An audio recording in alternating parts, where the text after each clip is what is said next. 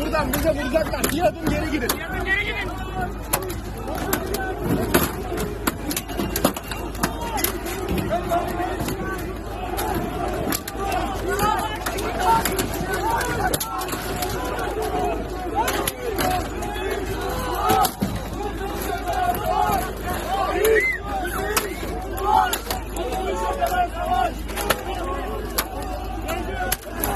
Sen gidecek misin? Ya ben ittirmiyorum. Gidiyormuş gibi yaptın. Lan dur buradan.